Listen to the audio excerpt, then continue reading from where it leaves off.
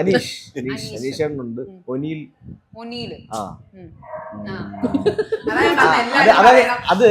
അതെന്താന്നറിയാം, അതിപ്പോ എന്റെ point of വ്യൂല് ഞാൻ നമ്മുടെ പ്രൊമോഷൻ ബേസിസിൽ ഞാനത് പോയിട്ടുണ്ടായിരുന്നു. അപ്പൊ അതിന്റെ ഒരു രീതിയിൽ നോക്കുന്ന ഇതിലാണ് ഞാൻ പറഞ്ഞത്. കഴിഞ്ഞ ദിവസം പ്രൊമോഷന്റെ ഇതിലായിട്ട് പോയിട്ടുണ്ട്. പിന്നെ ആരുള്ളത്? അഞ്ചു വയസ്സില്ല. ഷാനവാസ്. പിന്നെ അനു. പിന്നെ ആരുള്ളത്? ലക്ഷ്മി വരുമോ? ചിലപ്പോ ചാൻസ് ഉണ്ട്.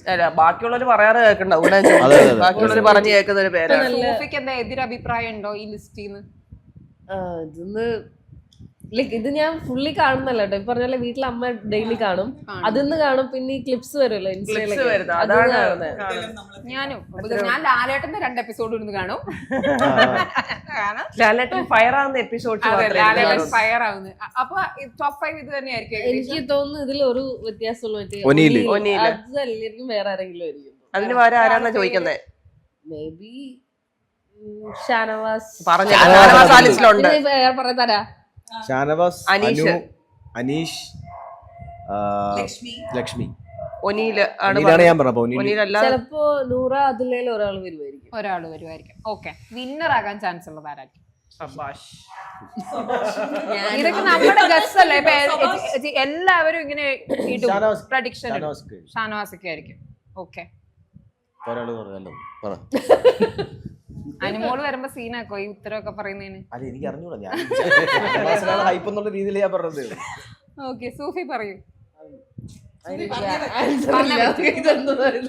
ഓക്കെ, നിങ്ങൾക്ക് കാണുമ്പോ ഇതൊക്കെ പറയട്ടെ, ബിക്കോസ് എനിക്ക് തോന്നുന്നു എല്ലാവരും പറയുന്നതാണ് നോർമലി വന്നിട്ട്. എന്റെ നിങ്ങൾക്ക് ഏറ്റവും വെറുപ്പിക്കുന്നതായിട്ട് തോന്നുന്ന ഒരാളുണ്ട്. ഇതെല്ലാരും പറയുമെന്നാ പറയുന്നത്.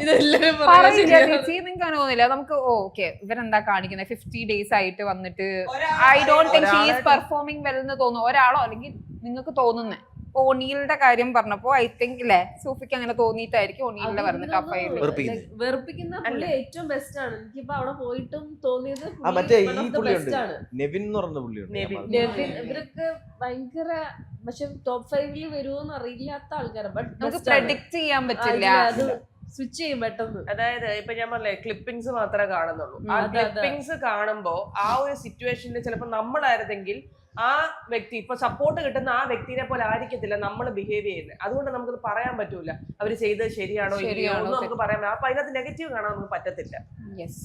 ഈ 24/7 കാണുന്നവരോട് ചോദിച്ചു നോക്കും ഇതിനകത്ത് ആരാണ് ഇതെന്ന് പറയാൻ പറ്റും. നിങ്ങൾക്ക് എല്ലാവർക്കും നാളെ ഇതിന് വന്നു കഴിഞ്ഞാൽ നിങ്ങൾ പോവാൻ റെഡി ആയിരിക്കും?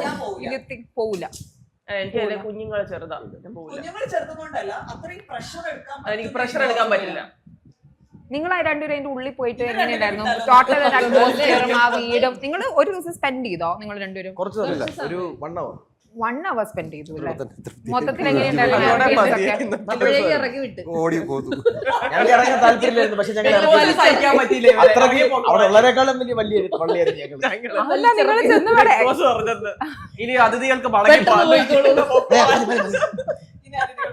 വാതിൽ തുറന്നു കിടക്കുന്നു. പറഞ്ഞു തീർന്നില്ലായിരുന്നു.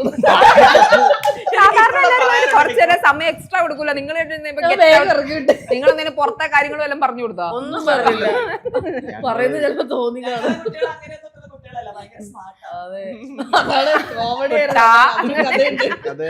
Okay, apart from negative side ഏറ്റവും നല്ല പ്ലെയർ ആയിട്ട് തോന്നുന്നത്? അനീഷ് മൈൻഡ് ഗെയിമർ ആണ്.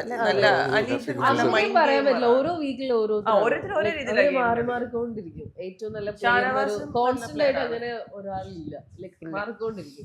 നെക്സ്റ്റ് തിങ്, നിങ്ങൾ ഇതിന്റെ ഉള്ളിൽ മെൻഷൻ ചെയ്തേക്കുന്ന ഒരു കാര്യം ശ്രദ്ധിച്ചത് എന്താ പറയുക, നിങ്ങളുടെ ജീവിതത്തിൽ ഉണ്ടാവുന്ന പല പ്രശ്നങ്ങളും നമ്മൾ ഇതിന്റെ ഉള്ളിൽ കോർത്തിണക്കിക്കൊണ്ടാണ് നിങ്ങൾ ചെയ്യുന്നത് എന്നുള്ള രീതിക്ക് പറഞ്ഞു. അപ്പൊ നിങ്ങൾക്കൊക്കെ റിലേറ്റ് ചെയ്യാൻ പറ്റുന്ന എന്ത് കാര്യം അതിന്റെ അകത്ത് ഉള്ളത്? അതായത് നിങ്ങൾ അഭിനയിക്കുമ്പോൾ നേരത്തെ ശരി ഇതൊക്കെ എന്റെ വീട്ടിൽ നടക്കാറുള്ള ആ ഒരു സെറ്റപ്പ്, അങ്ങനെ എന്തെങ്കിലും ഒരു കാര്യം ഉണ്ടോ പറയാൻ? ഇപ്പൊ നമ്മുടെ ഫാമിലിയിൽ മാത്രമല്ല നമ്മുടെ സൊസൈറ്റിയിൽ ഉണ്ടാകുന്ന പല ഇഷ്യൂസും ഒരു സീൻ വരുന്ന സമയത്ത് റീസെന്റ് എന്തെങ്കിലും ഒരു ഇഷ്യൂ ആണെങ്കിൽ നമ്മളത് ആഡ് ചെയ്യും. അപ്പൊ അങ്ങനെ നമ്മൾ പല ഇഷ്യൂസ് നമ്മൾ ഇതിനകത്ത് രൂപത്തിൽ നമ്മൾ ആഡ് ചെയ്യുന്നുണ്ട്. ചിലപ്പോ നമ്മൾ ഇത് ടെലികാസ്റ്റ് ചെയ്ത് വരുമ്പോ ചിലപ്പോ ആ വിഷയം കഴിഞ്ഞു പോയിട്ടുണ്ടാവും. എന്നാലും നമ്മളത് എന്നാലും നിങ്ങളത് ആഡ് ചെയ്തിട്ട് ഓക്കെ. ഇനി അതേപോലെ എനിക്ക് വേറെ സിറ്റ്കോമിന്റെ കാര്യം നിങ്ങൾ പറഞ്ഞപ്പോ ഈ നിങ്ങൾക്ക് തന്നെ ഇടാം എന്നൊക്കെ പറഞ്ഞു, പക്ഷെ ഇത് ശരിക്കും ഒരു ചലഞ്ചിങ് പരിപാടിയല്ലേ ഈ ടൈമിങ്ങും?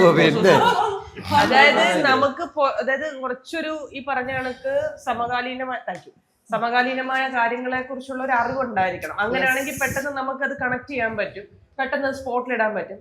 പിന്നെ കുറച്ച് ഭാഷ ഉണ്ടാവണം, അതിവിടെ വൊക്കാബുലറി അല്ലേ, മലയാളം നല്ല മലയാളം സംസാരിക്കണം. പിന്നെ അതുപോലെ തന്നെ വായി തോന്നുന്ന പറയാന്ന് പറഞ്ഞു കഴിഞ്ഞാൽ അങ്ങനെ പറയാനും അല്ല അങ്ങനെ പറയാൻ പറ്റില്ല, കാരണം നമ്മളിതൊരു ഫാമിലി സബ്ജക്റ്റ് ആണ്. നമ്മളെ കാണുന്ന ഓഡിയൻസ് കുട്ടികൾ അവരെയും കൂടെ നമുക്ക് കണക്ട് ചെയ്യാൻ പറ്റണം, അവർക്കും കൂടെ റിലേറ്റ് ചെയ്യാൻ പറ്റുന്ന വേർഡ്സ് മാത്രമേ നമ്മൾ യൂസ് ചെയ്യാൻ പാടുള്ളൂ. ചുമ്മാ കയറി ഓരോ പിന്നെ ഫണ്ടിന് വേണ്ടി എന്തെങ്കിലും പറയാൻ പറ്റുമോ? ഓക്കോർഡ് ആയിട്ടുള്ള ഡയലോഗ് അതാ പറഞ്ഞു വന്നത്. വൾഗറാക്കാൻ പറ്റില്ല. അങ്ങനെ കുറെ കാര്യങ്ങളുണ്ട്. അതേപോലെ ഇതിപ്പോ എന്ന് വെച്ചാൽ ഇതിനെ ബേസ് ചെയ്തിട്ടല്ല, ഞാൻ എപ്പോഴും സീരിയൽ സ്റ്റാർസിനെ കാണുമ്പോൾ ചോദിക്കണം എന്ന് വിചാരിച്ച ഒരു കാര്യമാണ് ഡ്രസ്സിങ്. ഡ്രസ്സിങ്ങിന്റെ കാര്യം എല്ലാരും പറയില്ലേ, ഓ വീട്ടിൽ കൂടെയാണോ ഇങ്ങനെയൊക്കെ നടക്കുന്നത്, ഇത്രയൊക്കെ ഇത് വേണോ എന്നുള്ളൊരു സംഭവം ചോദിക്കും, എപ്പോഴും ചോദിക്കുന്ന ഒരു കാര്യം. പക്ഷെ ഞാൻ മനസ്സിലാക്കുന്നത് നിങ്ങൾ അങ്ങനെ നിങ്ങളെ ക്യാരി ചെയ്യാൻ നിങ്ങൾ ഒത്തിരി എഫേർട്ട് ഇടുന്നു ഉണ്ട് എന്നുള്ളതാണ്. അപ്പൊ അത് കാണുന്നവർക്ക് ചിലപ്പോൾ മനസ്സിലാവുന്നില്ല. അതിനെപ്പറ്റി പറയാൻ നിങ്ങൾ ആഗ്രഹിക്കുന്നുണ്ടോ? ഞാൻ എന്നെ ചോദിക്കും. 100% പറയാം.